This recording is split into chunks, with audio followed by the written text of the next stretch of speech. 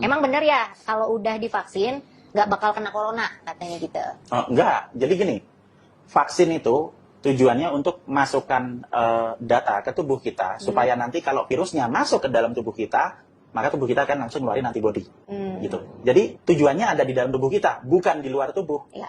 Jadi kalau kita sudah punya pernah divaksin atau lewat infeksi alami, karena imunisasi atau memberikan kekebalan kepada manusia itu bisa lewat dua cara. Satu lewat vaksin, dua lewat infeksi alami. Bedanya apa? Kalau lewat infeksi alami ya sakit dulu lah, seminggu. Sudah itu antibodinya keluar. Kalau vaksin nggak sakit, tapi keluarnya lebih lama, 2 minggu baru keluar. Sudah vaksin. Nah, sesudah ada data di sel memorinya, maka pas kapan saja kita kena untuk infeksi yang kedua, ketiga, keempat, ke-50, ke-400 misalnya.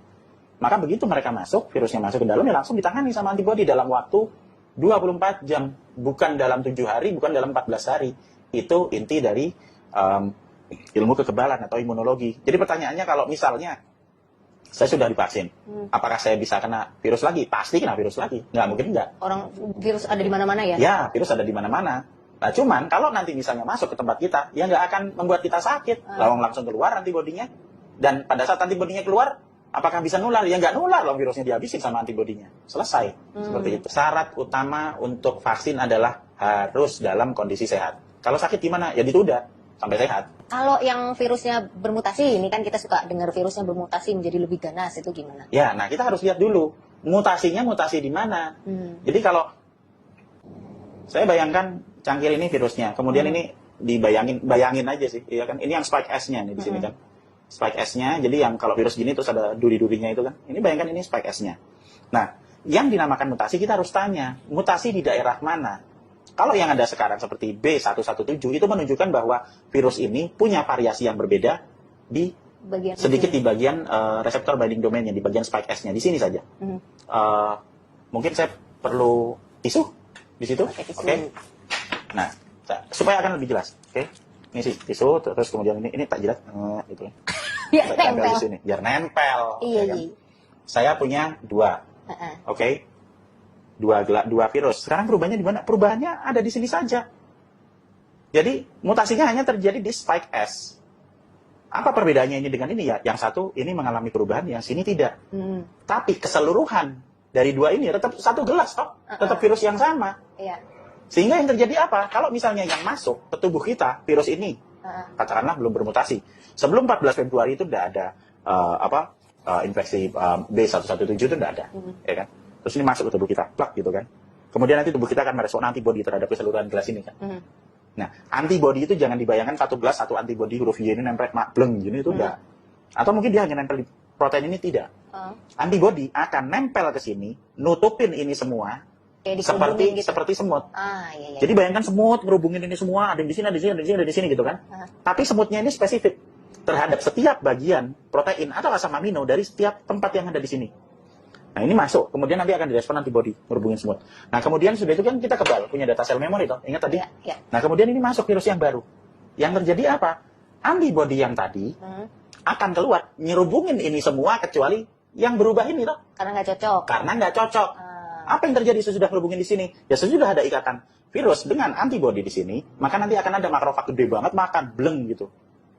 Sudah itu virusnya hancur. Dan nanti dari makrofag yang sudah dimakan itu dia akan mengeluarkan potongan-potongan virus yang sama seperti tadi, termasuk potongan ini tadi.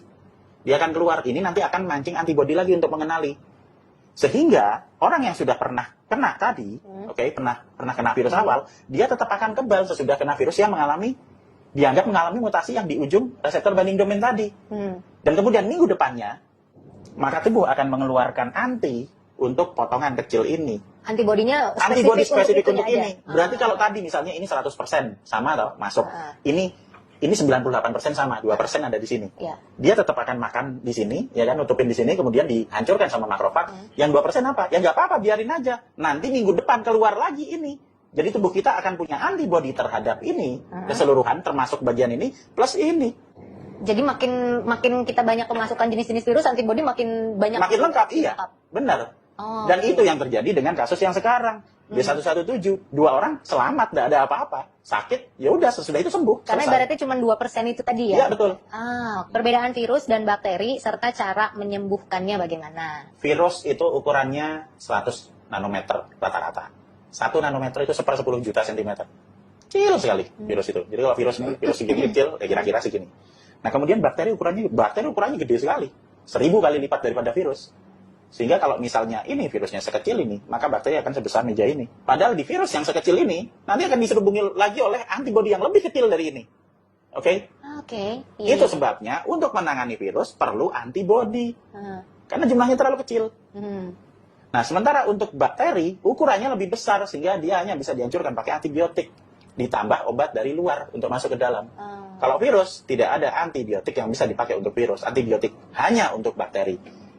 Sehingga bisa diobati dari luar, tergantung jenis bakterinya. Beda bakteri, beda antibiotik. Sementara kalau virus, hanya bisa ditangani oleh antibodi dari dalam tubuh kita.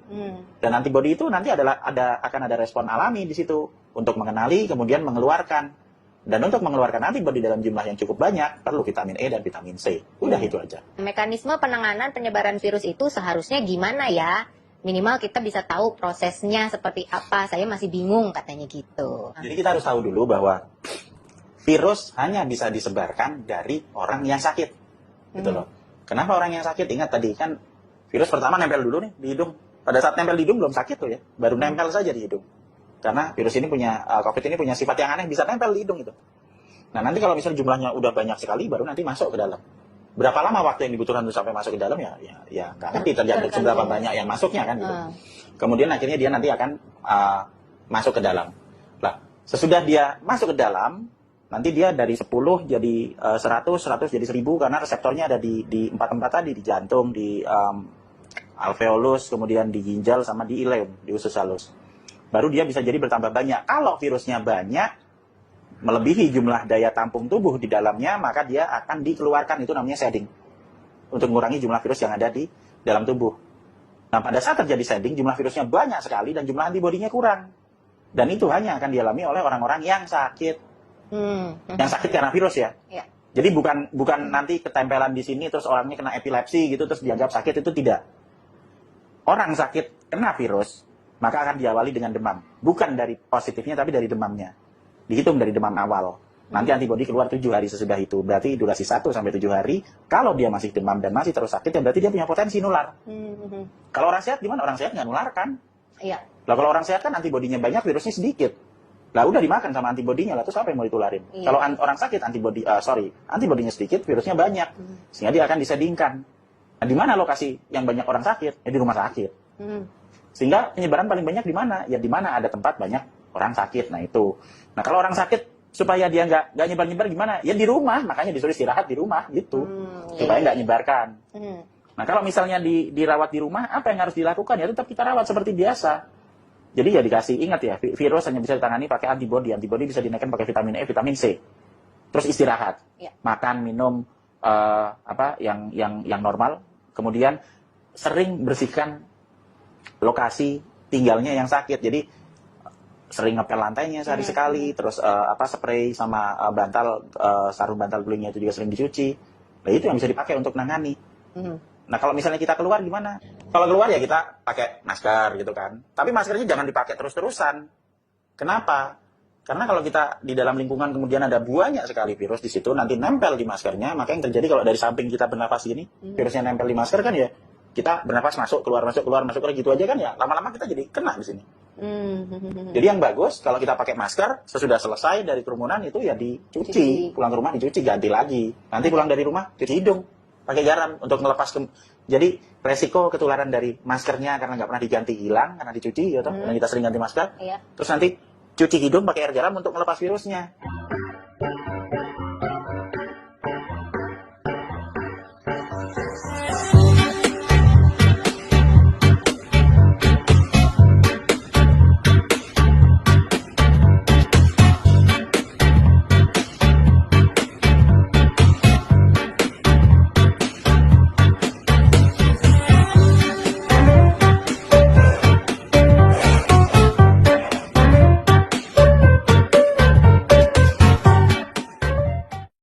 Jadi kita kan udah double nih. sumbernya udah dihilangin, terus nanti yang mungkin nempel dihilangin gitu. Terus mandi deh sampai rumah, udah gitu aja. Oke. Nah, kalau ngomongin masalah penularan, waktu aku positif, Ya. Pak De juga kan bimbing aku ya. Jadi Ya. suami aku selama aku positif itu ternyata nggak tertular. Iya. Nah, itu gimana tuh Pak De? Mungkin suaminya punya ilmu khusus misalnya.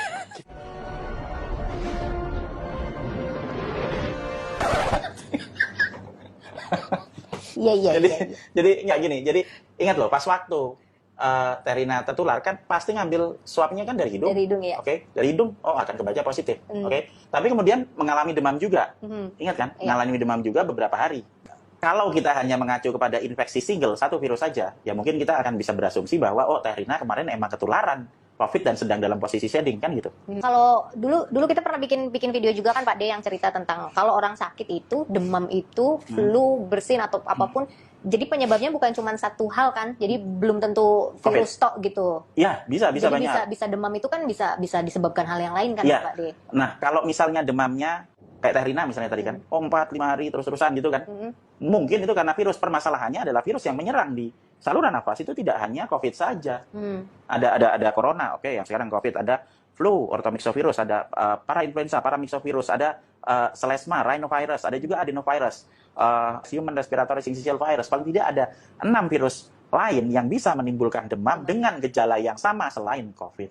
Karena yang ditesnya pakai COVID aja, jadi maka untuk bagi COVID aja. kecuali kalau kita tes sama yang lain-lain ya. Ya betul. Iya. Nah, ada peristiwa yang menarik juga. Waktu itu anak saya pernah juga ngalami bersin, terus pilek, demam, persis kayak Terina itu. Iya. Badannya nggak enak gitu kan. Terus kita coba di swab hasilnya negatif.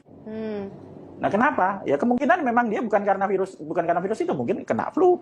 Dan bukankah sejak ribuan tahun yang lalu juga semua manusia juga kena flu kan? Iya. Jadi kita harus mengembalikan lagi ke dasar ilmu kesehatannya. Jadi bahwa mixed infection itu sangat mungkin terjadi.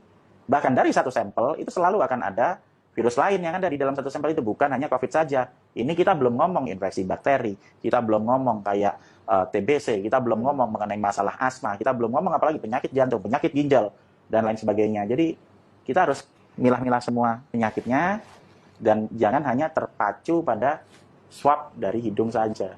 Yang seharusnya kalau untuk PCR, rapid test antigen itu memang haruskah dilakukan setiap mau perjalanan misalnya, terus mau bekerja rutin gitu setiap minggu, dan bahkan yang sudah positif pun juga masih harus melakukan tes itu. Apakah itu perlu? Jadi gini, rapid test ya, kita ngomong rapid test, oke? Rapid test untuk antigen. Rapid test antigen itu hanya untuk menunjukkan kondisi pada saat diambil. Jadi Kondisi misalnya di sini kan? iya, kondisi pada saat rapid test itu diambil berdasarkan kondisi yang ada di hidung. Jadi misalnya saat ini kita rapid test misalnya, ya kan, berdua dari hidung gitu kan, oh negatif. Tidak akan ada yang jamin nanti 10 menit lagi kita tetap negatif. Iya. Kita keluar, terpapar lagi, kena nempel di sini, bisa jadi positif. Atau misalnya, oh saya sekarang di swab, oh kemudian positif misalnya. Kemudian saya pulang ke rumah cuci hidung. Ya mungkin 15 menit lagi jadi negatif lagi, kan gitu. Jadi rapid test hanya menunjukkan kondisi pada saat diambil. Dan kita harus ingat bahwa khusus untuk virus ini ya, untuk virus COVID ini, dia punya kemampuan untuk menempel dengan kuat di lapisan mukosa hidung. Sehingga apa yang terjadi? Yang terjadi nanti kalau ada orang sehat, ketempelan, diambil, ya jadi positif. Orang jantungan diambil ya jadi positif. Orang epilepsi diambil itu tetap jadi positif. Itu loh. Iya. Karena yang menentukan itu bukan masalah apakah hasil swab ini atau tidak, demam atau tidak gitu loh. Iya. Sementara kalau kita balik lagi ke tempat yang tadi, kalaupun demam, kita masih akan ada 5 virus lain selain COVID. Termasuk kayak Terina kemarin. Pada saat terjadi demam, ya toh, lah kok nggak ketularan ke suaminya. Lah mungkin menurut saya sih ada infeksi lain selain COVID. Jadi COVID yang nempel di sini cuma nempel di sini aja. Iya, Nggak tahu dapatnya dari mana. Bisa saja misalnya, oh Terina kena influenza plus COVID. Gitu. Jadi akan, oh demam misalnya pada saat itu. Tapi kan nggak kedetek kalau influenza nggak dideteksi. Iya kan? COVID-nya dapat dari mana ya? Mungkin pas pada saat keluar kemana, ketempelan di sini. Sehingga kita berasumsi bahwa, oh iki kenanya COVID. Terus ada demam seperti itu. Penyakit virus ini sebenarnya bisa ditangani. Asal syaratnya satu, jangan panik gitu loh. Karena kalau begitu kita panik, wah sekarang kena, besok mati gitu ya. Kita nggak akan bisa berpikir logis gitu loh. Jadi yang harus diutamakan adalah pengetahuan dasar mengenai sifat virusnya gimana, terus penularannya gimana. Nah kalau kita sudah paham lewat edukasi nih kayak yang tiap hari kita kerjakan itu, maka kita akan bisa ngatasi dan tidak membuat kita panik gitu loh. Jadi dan kita yakin ini sebenarnya bisa diatasi. Iya, seperti yang Pak De suka bilang ya, pengetahuan mengalahkan ketakutan. Ya, Logika mengalahkan kepanikan. betul. Ya, Ya. itulah. Padahal sebenarnya saya cuma ngomong apps together strong.